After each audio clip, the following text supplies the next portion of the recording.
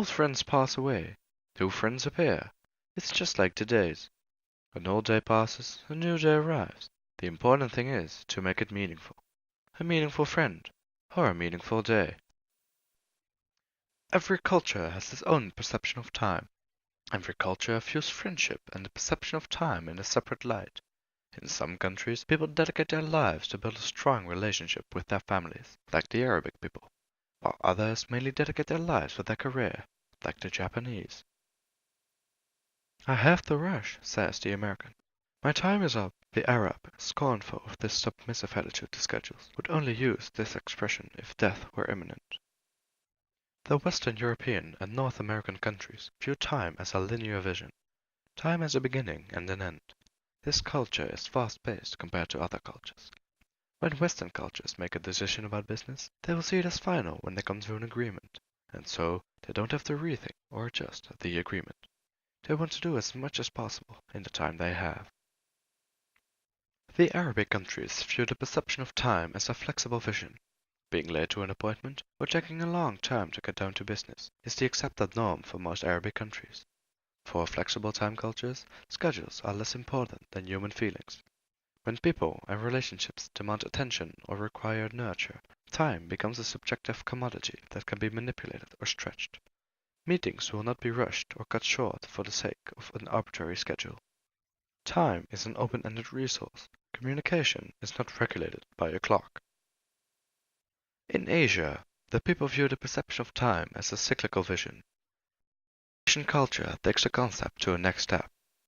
When the process of life ends, the Asian countries will start at birth again.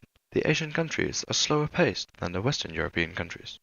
For instance, when the Chinese people make an appointment for example, a business deal, they will always arrive early, so they won't be wasting your time. They are more focused on their career. When Asian people make a decision, they will always review their decision later on to see if it's still the right choice. If this is not the case, they will adjust accordingly. For instance, when European businessmen want to make a deal or sign a contract with Chinese businessmen, they expect to make the deal fast and only think about the future, while the Chinese businessmen will always look for a long-term solution and rethink the deal several times. If the deal isn't made quickly, the Western cultures will see it as a waste of time and money. And now let's go into some countries and talk about the cultures with a different view on time. For the countries in Western Europe, we have Germany as an example.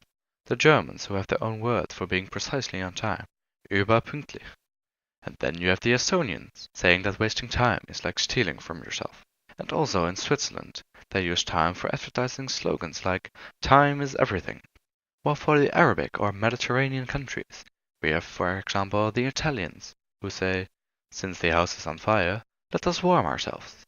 Or the Turkish, who say that what flares up fast extinguishes soon. In Asia, we have the Chinese, who say, an inch of time cannot be bought with an inch of gold. And the Koreans, who have a value for an effective sense by which they can detect when others are pleased. Coming back to what the Dalai Lama said about time, you can see that every culture has a different view on time, as they have their own perspective on time. They also evaluate life in a different way and have a different view on things they value in life. Understanding this will help people be more aware of the situations of others, which will improve communications between different cultures and will further humanity.